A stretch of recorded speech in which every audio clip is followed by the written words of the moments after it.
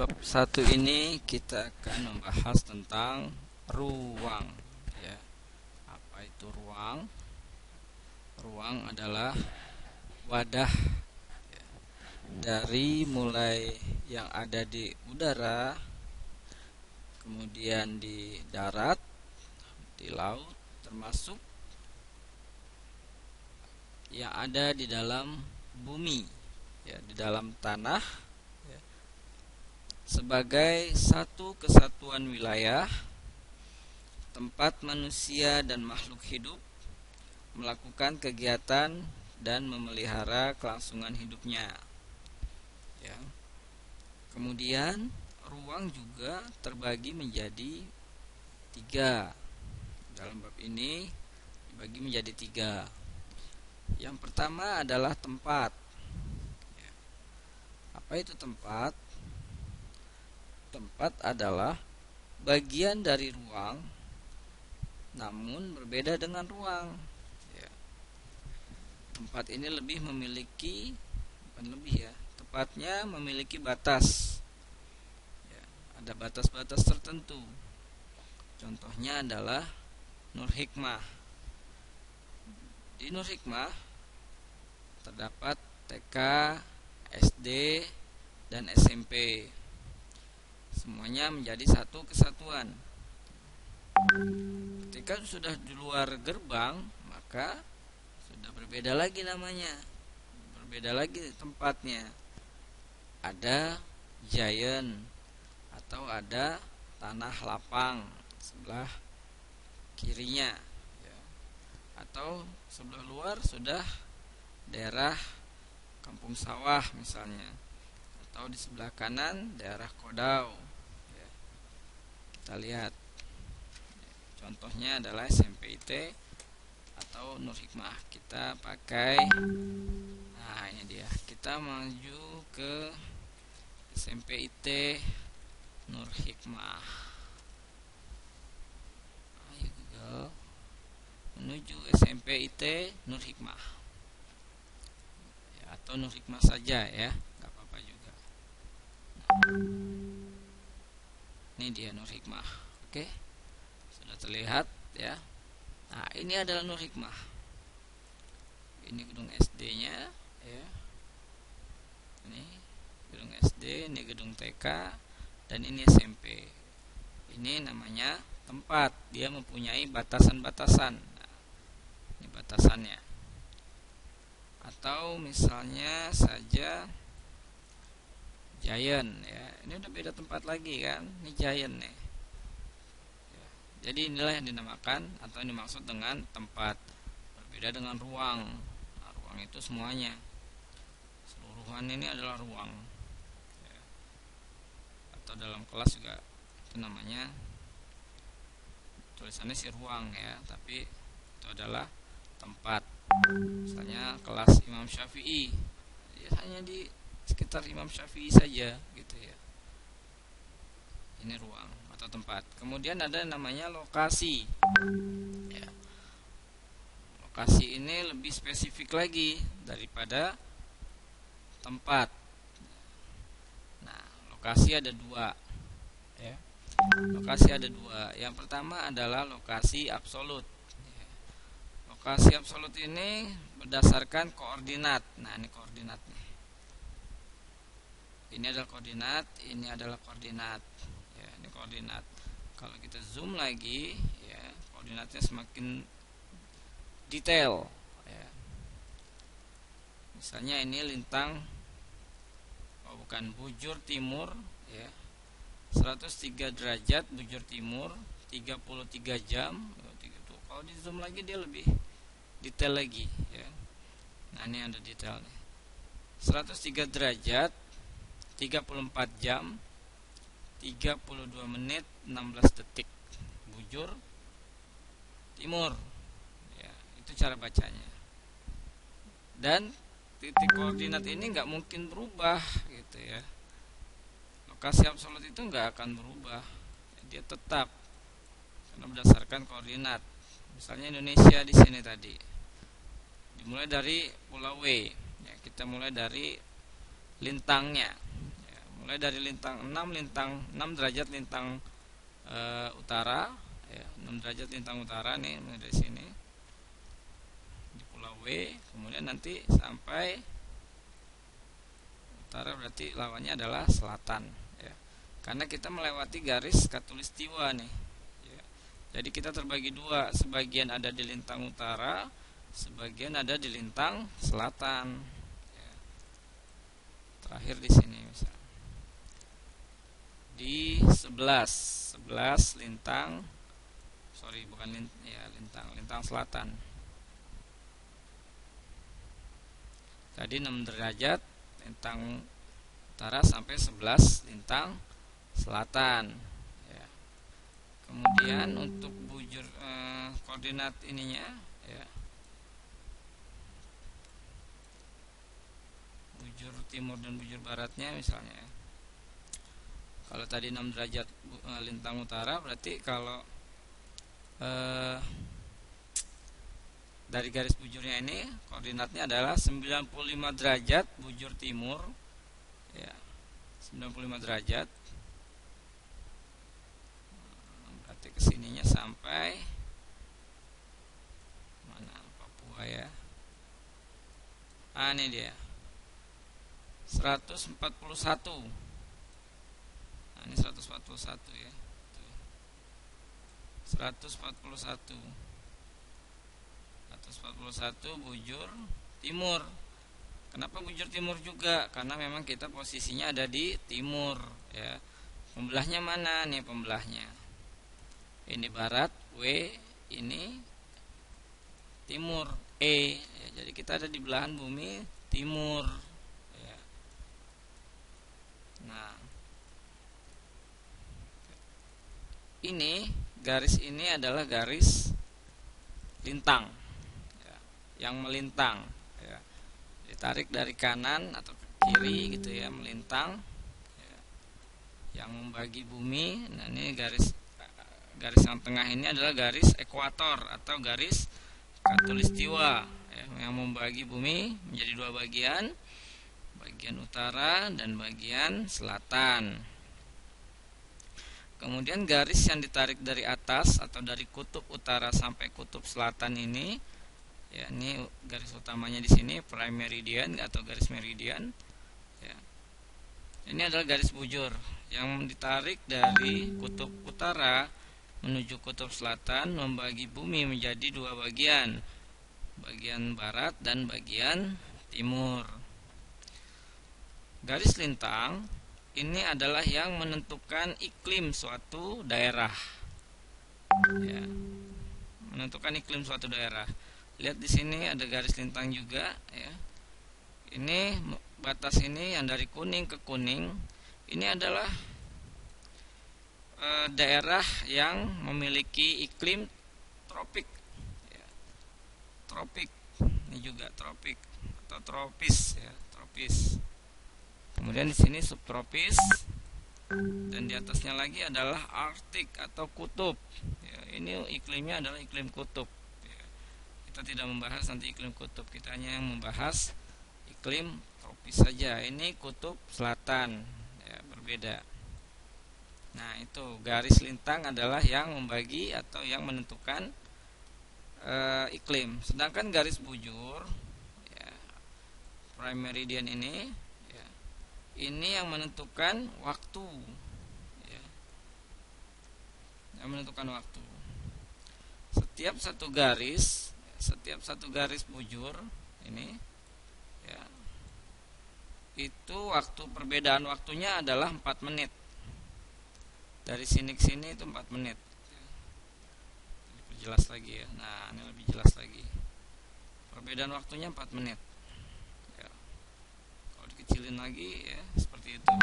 Perbedaan waktunya 4 menit. Nah, ini prime meridian dia memang dimulai dari 0 derajat. 0 derajatnya di sini.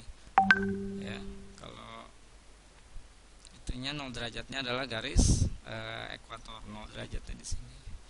Ini yang menentukan waktu. Garis bujur. Nah, kemudian Indonesia, ya, kita memiliki, kalau secara waktu ya, kita memiliki 3 waktu. Yang pertama waktu Indonesia bagian barat ya.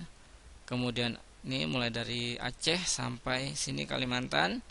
Ini waktu Indonesia bagian barat.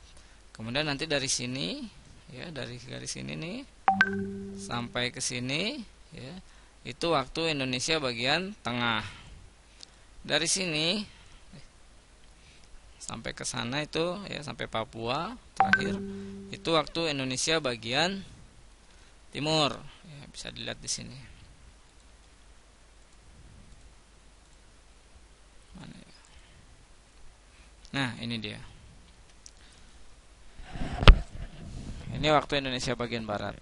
Ini waktu Indonesia bagian tengah. Ini waktu Indonesia bagian timur.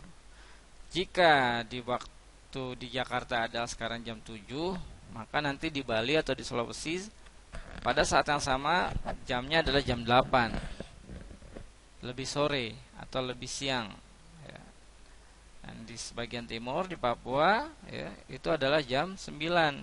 Walaupun kita menelpon misalnya dari Jakarta ke Papua ya, ketemu memang waktunya sama, tapi jamnya sudah berbeda. Jamnya berbeda. Ya. Kita balik ke sini. Ya, itu tadi tentang ruang ya. Ruang, kemudian tempat dan lokasi. Tadi sampai lokasi absolut ya. Kemudian ada lokasi relatif. Misalnya ini kita balik ke SMP Nur Hikmah lagi.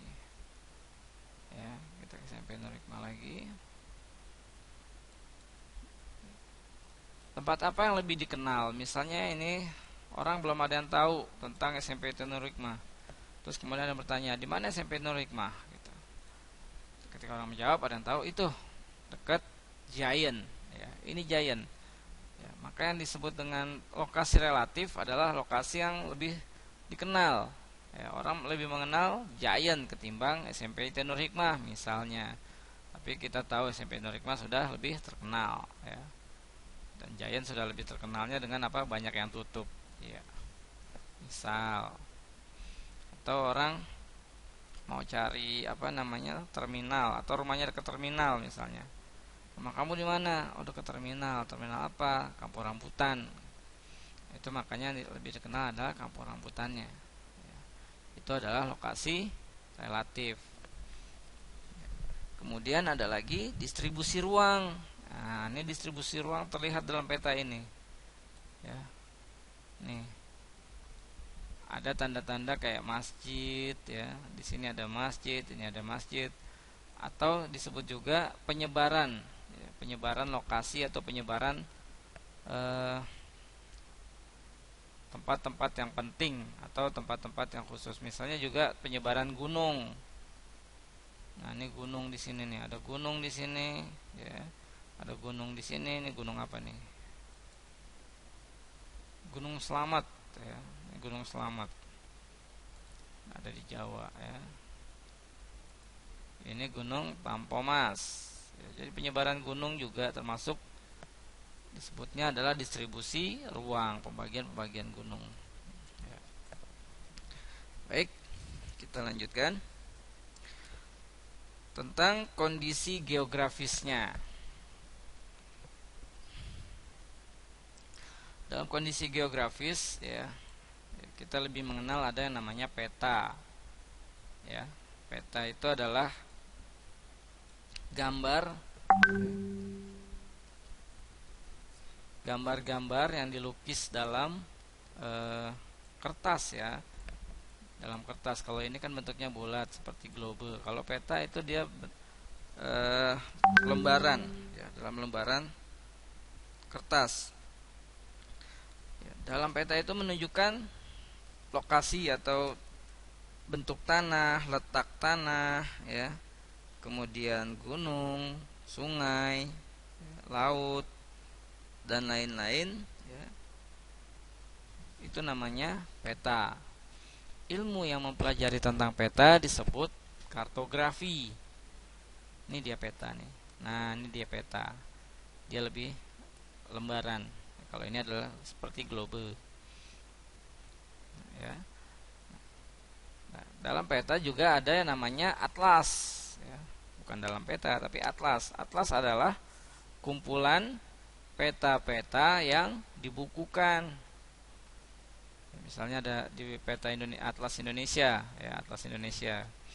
Maka dia berisi dengan peta, ada peta Sumatera, ada peta Kalimantan, ada peta Jawa, kemudian Sulawesi, ya, ada Papua, ya. Itu namanya peta atlas, ya. Atlas terbagi dua, ada atlas umum, ada atlas khusus, ya. Atlas umum seperti ini, seperti Atlas Indonesia, ya, kita cek di sini. Atlas Indonesia.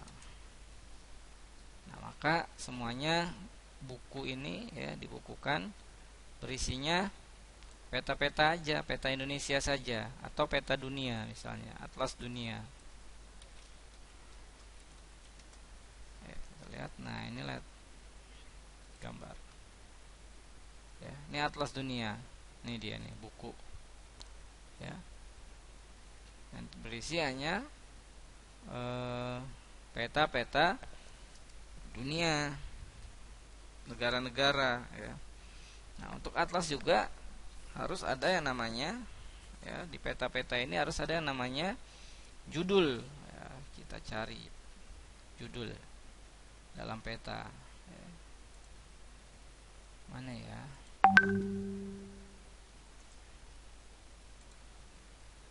Ya, belum ada. Kita balik ke Indonesia. Ya. Ini dia, ya. Nah, ini ada judul, ya, judulnya ini. Kemudian ada juga daftar isi, biasanya di depan kalau daftar isi, ya. Kemudian ada lagi yang namanya legenda. Ini ada legenda nih. Ini legenda. Keterangan-keterangan tentang atau simbol-simbol, ya. Berisinya biasanya simbol-simbol. Ini simbol-simbol dan keterangannya yang berada dalam peta. Kemudian ada petanya juga, ya, harus ada peta. Dalam atlas itu harus ada peta. Kemudian ada indeks. Indeks kayaknya. Indeks itu ya seperti inilah. Itu atlas. Ada lagi atlas yang kedua adalah atlas khusus. Misalnya atlas sejarah Nabi atau sejarah Rasulullah atau sejarah Islam. Kita cari. Ya, ini contohnya, ya, buku-buku atlas sejarah Nabi Muhammad, ya. Atau isinya biasanya seperti ini.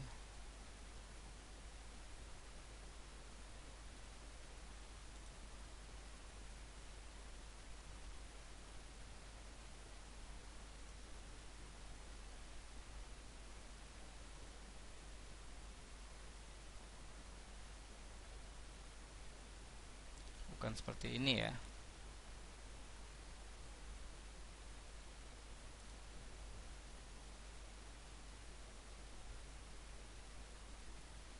Nah, ini dia. Dalam sini ada keterangan bacaannya dan juga ada petanya ketika ini adalah perang Uhud, ya. Bagaimana mereka jalannya, bagaimana ini strateginya, ya. Disebutkan di situ, ya. Ada petanya. Coba kita cari lagi yang lain di Wattpad, ya.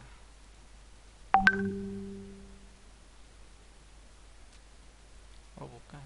Oh iya, ini dia.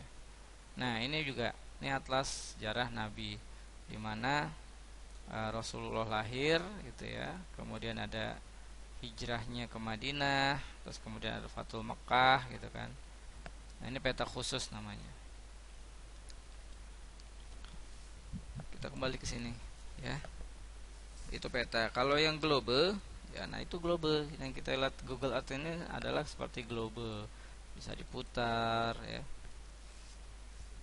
Sama isinya, juga ada garis-garis lintang dan bujur.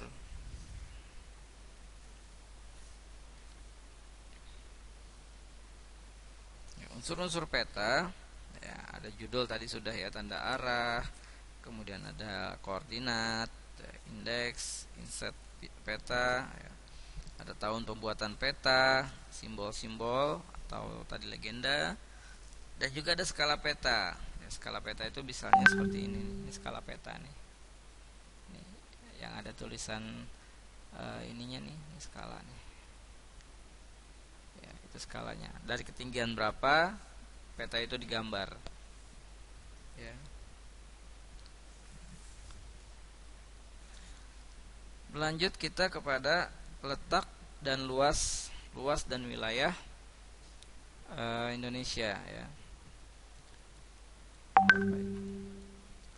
Luas negara Indonesia mulai dari Sabang sampai Merauke ya, ini adalah 1.900.000-an kilometer persegi. Itu termasuk yang pulau-pulau kecil di dalamnya ya, mulai dari 90 derajat bintang bujur timur sampai 141 bujur timur, dan 6 derajat lintang utara sampai 11 derajat lintang utara. Itu semuanya kalau dihitung menjadi 1.900.000-an kilometer persegi.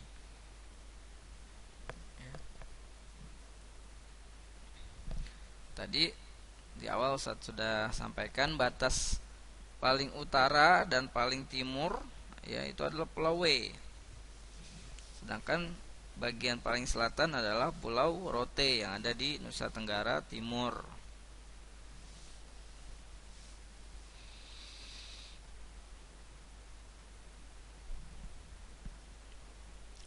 Kalau dilihat dari peta gambar di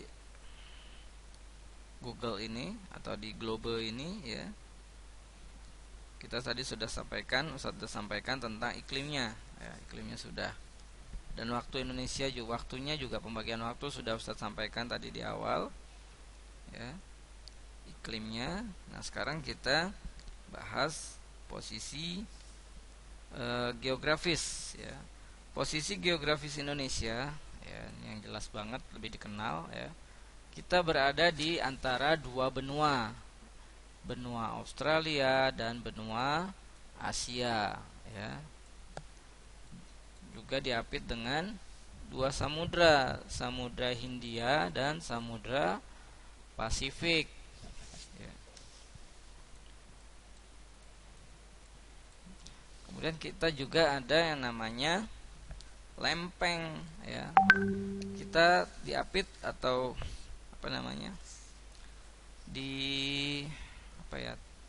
berada di 3 lempeng ya. Lempeng Eurasia di sebelah sini, Eurasia ya, Ustaz kasih lihat gambarnya.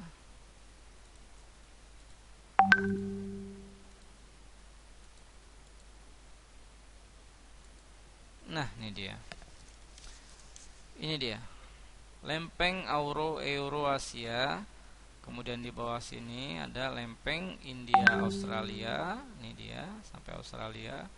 Kemudian ada lempeng Pasifik, lempeng atau lempeng gitu ya. Nah, lempeng ini ya merupakan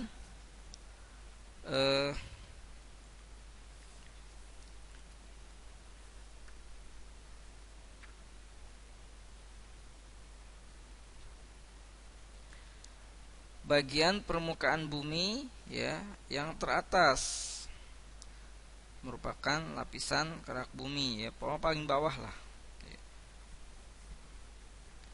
Adanya di bawah ya.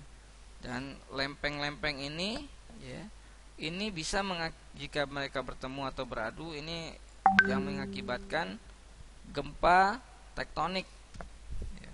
Atau bisa jadi menyebabkan tsunami ya, dari lempeng-lempeng tersebut ya. Kemudian juga kita berada di dua paparan ya. Paparan itu apa sih paparan ya? Paparan itu adalah laut-laut yang dangkal lah istilahnya, laut dangkal. Nah ini dia nih. Laut dangkal itu ini dia yang warnanya muda. Ini namanya paparan Sunda. Ini sampai ke sini tuh namanya paparan Sunda. warna yang biru muda ini. Kemudian di sini ada paparan Sahul. Ya, ini paparan Sahul. Jadi laut-laut yang dianggapnya laut dangkal. Dan kita juga berada dalam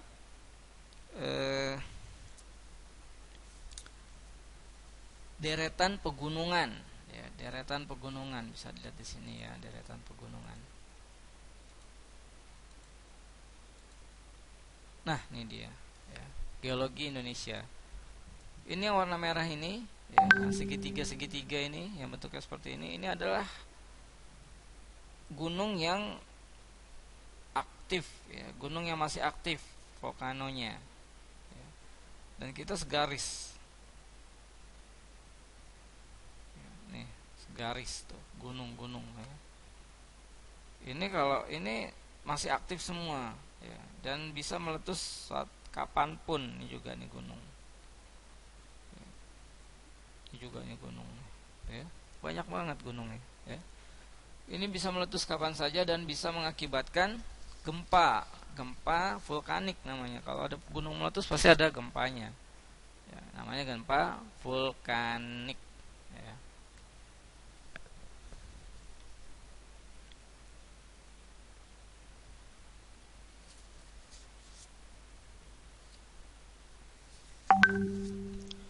Baik, kita akan lanjutkan lagi ya, pada bentuk rupa bumi Indonesia ya. Yang lebih terkenal di kita itu ada daratan ya, daratan dan relief laut ya. Nah, di kita ini seperti ini ilustrasinya atau simulasinya. Kita mulai dari nomor 1 ya. Ini dia berada di tempat yang tinggi ya. Ini namanya adalah dataran tinggi. Lawannya nanti ada nomor 7 ya. Nomor 7 dia di rendah, posisinya ada di bawah. Kemudian kita bergeser ke nomor 2 dulu ya. Ini ada jurang ya. Setiap gunung ini ya, kita memiliki banyak jurang karena banyak gunung ya, jurang. Ke bawah sedikit, ini wilayah yang lebih rapat ya. Kalau ini agak lega. Nah, kalau ini lebih rapat. Ini namanya adalah ngarai. Ngarai.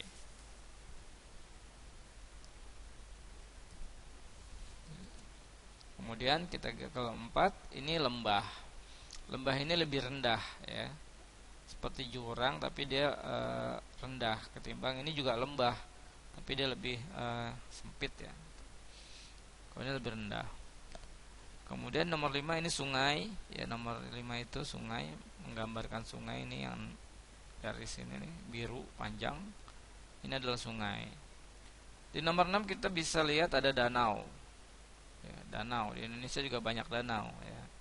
Ada Danau Toba, ada Danau Singkara, ada Danau Maninjau ya. Banyak.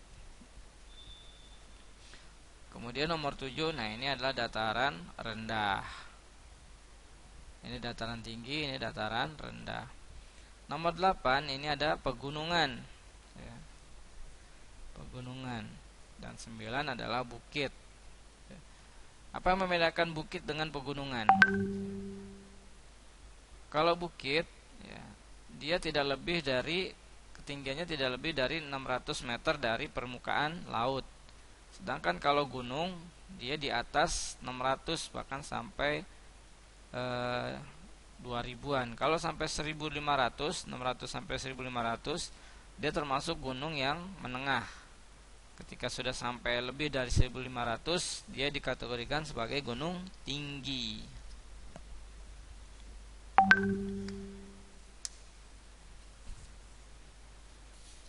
Ya, kita lanjut ke laut.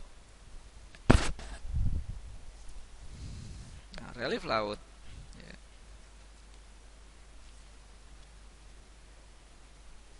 Sebenarnya juga ada ini lagi ya, ada nama dangkalan gitu ya. Nah, tapi kita lihat sini aja gambar yang ini. Ini daratan, ya, ini laut, permukaan laut. Tadi penghitungan gunung juga dari sini menghitungnya, ya. Berapa ratus, berapa ribu di atas permukaan laut, berarti bawahnya nggak usah dihitung. Ini ada daratan, ya. Kemudian di sini ada landas benua, atau di sini kemudian ini mulai benua, gitu ya. Ini ada gunung laut, ini darat, ini laut kecil, nah ini permukaan laut, ini laut juga.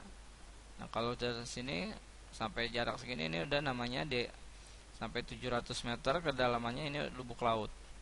Kalau masih di sini ya 200 meter itu masih laut namanya. Nah, kalau udah sampai sini sampai 10.000 meter ya ini namanya palung laut. Nah, di dalam gunung tadi ada dapur magma ya yang memproduksi magma yang suatu saat bisa meletus ya.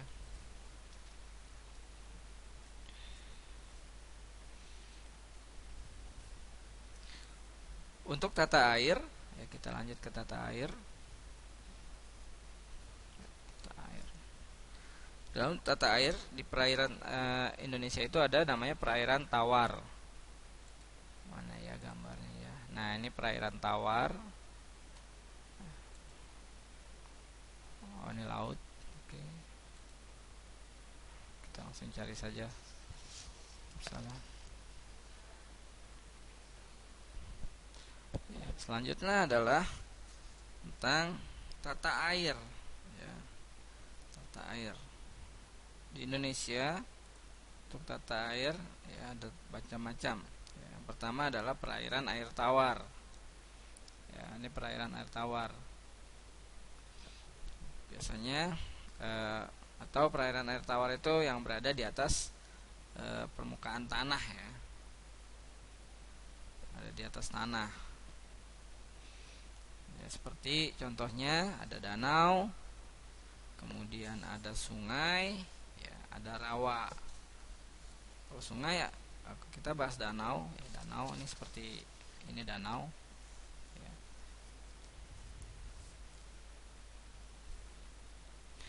Kalau danau dia berupa cekungan, ya, cekungan atau legok atau ya, yang digenangi dengan air, ya, dan dia juga luas. Macam-macam nama-namanya, biasanya ada yang namanya situ, ya, ada namanya tasik atau tau. Intinya semuanya sama, ya. Itu adalah danau. Dan danau dalam pembentukannya terbagi 3. Pertama ada danau vulkanik. Danau vulkanik. Ya, ini danau vulkanik. Nah, nih. Ya. Cakep ya, danau vulkanik. Ini danau vulkanik. Ya. Yang terbentuk karena letusan gunung api. Ya. Kemudian ada namanya danau yang terbentuk danau tektonik. Nah, ini danau tektonik. Klik. Nah, ini danau tektonik. Kalau ini bukan. Ini dia danau tektonik. Danau tektonik terjadi ya karena penurunan kerak bumi ya, jadi turun gitu kayak apa namanya, tanahnya itu ada patahan atau kerak bumi yang nurun. Contohnya ada danau Poso ya, atau danau laut tawar. Kemudian kalau danau vulkanik tadi contohnya adalah Tangkuban Perahu ya, yang ada di bawah Tangkuban Perahu. Kemudian ada danau Segara Anak ya, dekat gunung juga. Nah, yang terakhir, yang ketiga adalah gabungan dari vulkanik dan tektonik. Namanya tektovulkanik. Nah, danau tektovulkanik terbentuk dari gabungan ya, gabungan dari peristiwa tektonik dan vulkanik. Nah, ini contohnya Danau Toba dan Danau Ranau. Setelah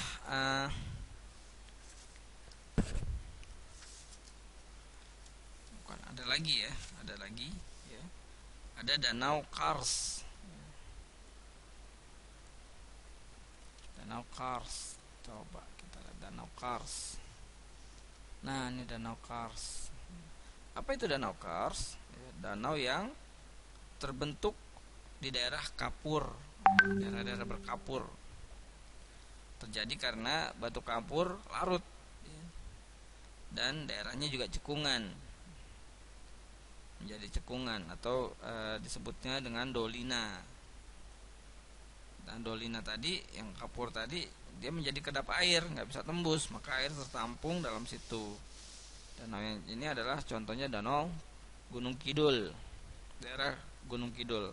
Ada danau di sana, yaitu tipenya atau modelnya atau terjadinya karena kapur, disebut Danau Kars. Kemudian ada danau buatan. Danau buatan. Nah, danau buatan ini dibuat manusia ya, danau buatan ini ya. Sengaja dibuat biasanya untuk membendung aliran sungai atau untuk perikanan, budidaya perikanan, untuk PLTA ya. Contohnya adalah Waduk Jatiluhur atau Gajah Mungkur ya. Di Jatiluhur, Purwakarta ya, itu ada waduk besar ya, luas ya. Itu untuk menampung saja, dan itu dibuat ya, oleh manusia. Ada lagi danau glasial.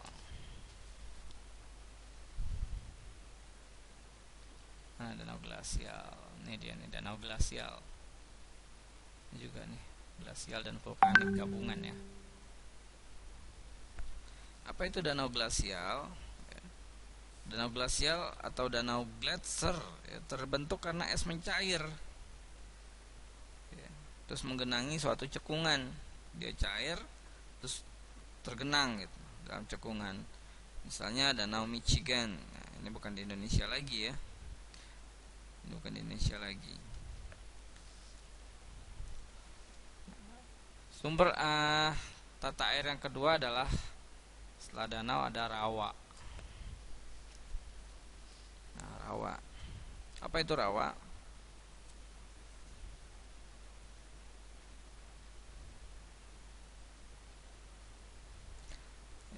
Rawa adalah bagian permukaan bumi yang lebih rendah daripada daerah sekitarnya ya, jadi lebih rendah, dan akhirnya air berkumpul di situ gitu ya. Nah, rawa ini ada 3 macam. Ada rawa air tawar ya, kemudian ada rawa air payau ya, kemudian ada rawa air asin ya.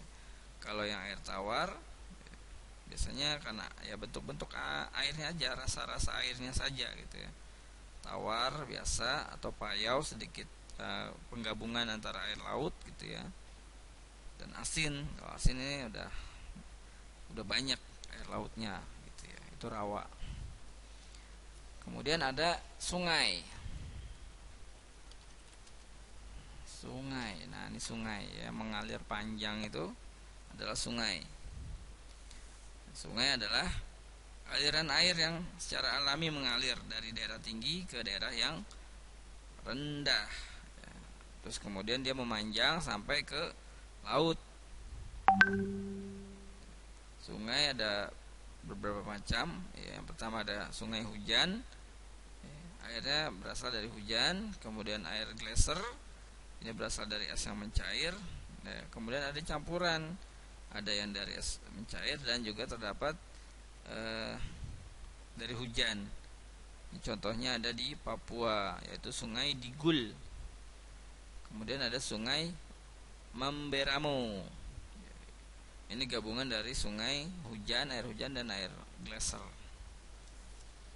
Biasanya ada gunung-gunung yang ada esnya ya, kayak Jaya Wijaya ya. Itu kalau misalnya udah agak panas dia meleleh. Selanjutnya air tanah. Air tanah, air yang di dalam tanah ya, kayak air-air sumur gitu ya. Ada yang di tempatnya dangkal, ya, ada juga yang dalam. Ada juga selanjutnya adalah perairan air asin. Ya, perairan air asin ini ya laut ya, laut. Laut, samudra, selat dan teluk. Ya, itu merupakan sumber air ya, yang asin. Gitu ya.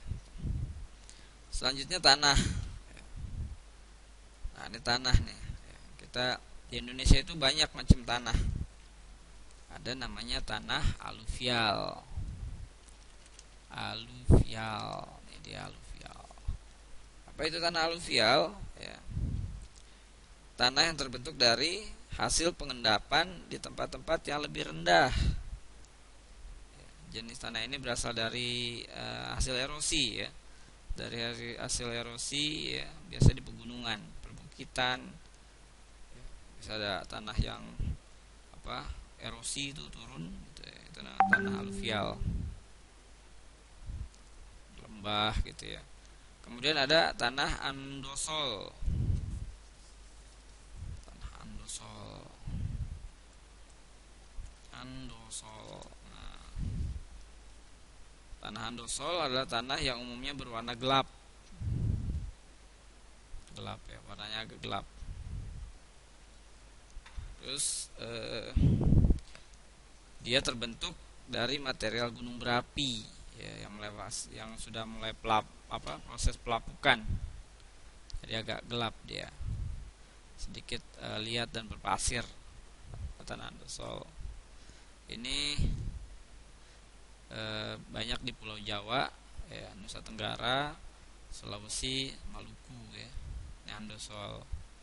Selanjutnya ada tanah larosol. Larosol.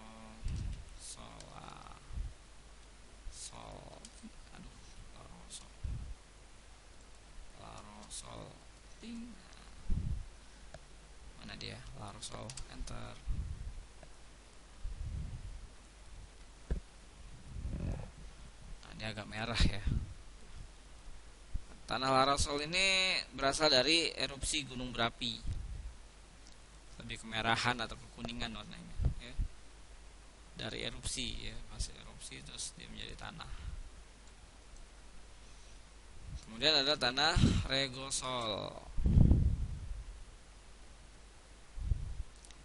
Ya, tanah ini berasal dari letusan gunung api. Kalau sebelumnya regosol dari erupsi yang di luar. Nah kalau regosol ini dari letusan gunung.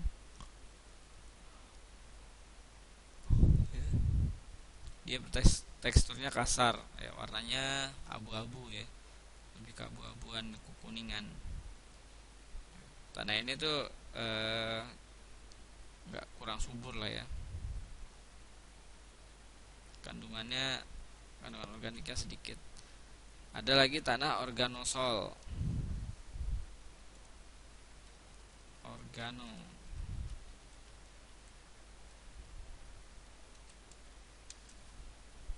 Tanah organosol.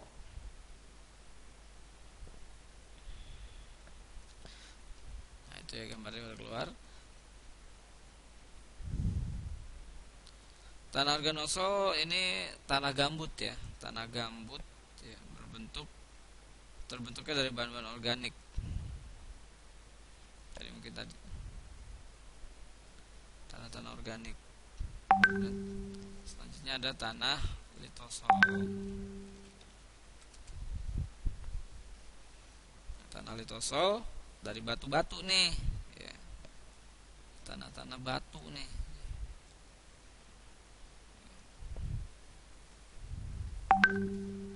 yang masih keras.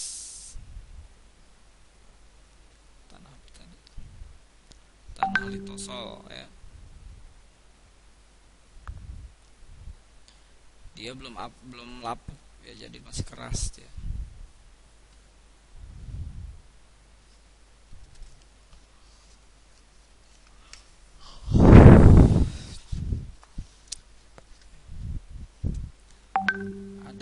kemudian adalah tanah grumosol.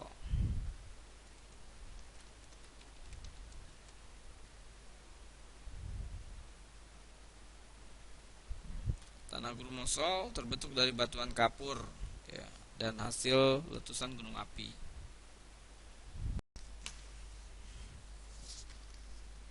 Kemudian tanah grumosol.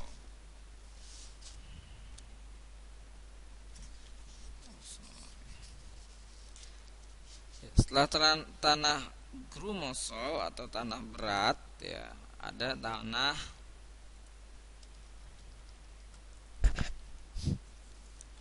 podzoid. Tanah podzoid, ribet ya.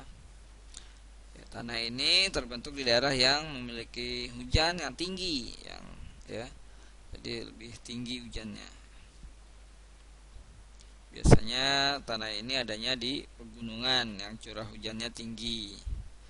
Ini tanahnya subur nih, ya, subur. Setelah itu ada tanah laterit.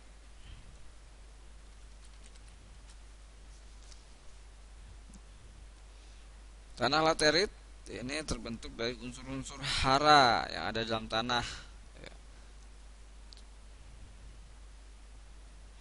Warnanya kekuningan, ya, merah. Biasanya tanah-tanah ini adanya di Kalimantan Barat, Lampung, ya, daerah-daerah yang memiliki tanah ini itu ya. Kemudian Sulawesi Tenggara dan Banten.